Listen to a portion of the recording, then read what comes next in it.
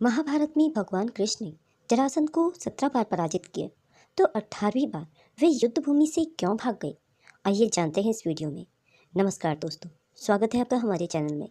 क्योंकि जरासंध का कोई भी उत्तराधिकारी नहीं था, इसलिए उसने अपने मित्र बाणासुर की सलाह पर अपनी बेटियों अस्थि और प्राप्ति का विवाह कंस से करा दिया था। बाद में भगवान कृष्ण ने कंस का वध किया, जिससे अस्थि और प्राप्ति विधवा हो गए। यह सहन न कर पाने के कारण जरासंध भगवान कृष्ण से दुश्मनी करने लगा। इसलिए जरासंध ने मथुरा और यादवों पर 17 बार आक्रमण किया। एक बार उसकी सेना में भारत के अन्य राजाओं के अलावा पांचाल और कुरु भी शामिल थे। उस समय कृष्ण और यादव हमले से बच गए। खतरे को भागते हुए भगवान कृष्ण ने अपनी राजधानी द्वारिका स्थानांतरित कर दी। द्वारिका एक द्वीप था और किसी के लिए भी उस पर आक्रमण करना संभव नहीं था।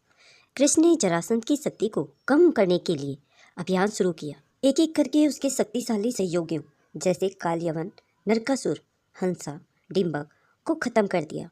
जरासंध ने द्रौपदी के स्वयंवर में भाग लिया और धनुष उठाने में असमर्थ होने के बाद वह स्थान छोड़कर चला गया। जरासंध ने मथुरा पर 17 बार आक्रमण किया और हर बार भगवान कृष्ण ने उसे पराजित किया। अंत में अनावश्यक जानमाल की हानि से बचने के लिए भगवान कृष्ण ने अपनी राजधानी द्वारिका स्थानांतरित कर दी। चूंकि द्वारिका एक द्वीप शहर था, उसकी सुरक्षा यादव सेना द्वारा की जाती थी, इसलिए जरासंध द्वारका पर आक्रमण नहीं कर सका। द्वारका पर आक्रमण करने की क्षमता प्राप्त करने के लिए जरासंध ने भगवान शिव को प्रसन्न करने के लिए एक यज्ञ आयोजित करने की योजना बनाई। इस यज्ञ के लिए उसने 95 राजाओं को कैद कर लिया था और उसे 5 और राजाओं की आवश्यकता थी, जिसके बाद वह सभी 100 राजाओं की बलि देकर यज्ञ करने की योजना बना रहा था।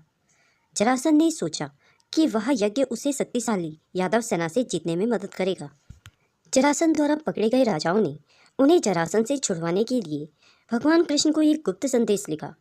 श्री कृष्ण पकड़े गए राजाओं को छुड़वाने के लिए जरासंध के साथ पूर्ण युद्ध नहीं करना चाहते थे, इसलिए उन्होंने जान माल की बड़ी हानि होने से बचने के लिए जरासंध को खत्म करने की योजना बनाई। पांडव राजा युधिष्ठिर सम्राट बनने के लिए राष्ट्रीय यज्ञ करने की योजना बना रहे थे। भगवान कृष्ण ने अपने चचेरे भाई युधिष्ठिर को आश्वस्त किया कि जरासंध ही युधिष्ठिर को सम्राट बनने से रोकने वाला एकमात्र बाधा है।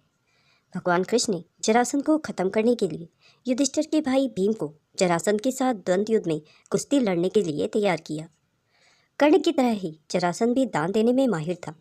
शिव पूजा करने के बाद वह ब्राह्मणों को जो भी मांगता उसे दे देता था। वैसे ही एक मौके पर भगवान कृष्ण युधिष्ठिर के भाई अर्जुन और भीम ब्राह्मणों के भेष में जरासंध से मिले।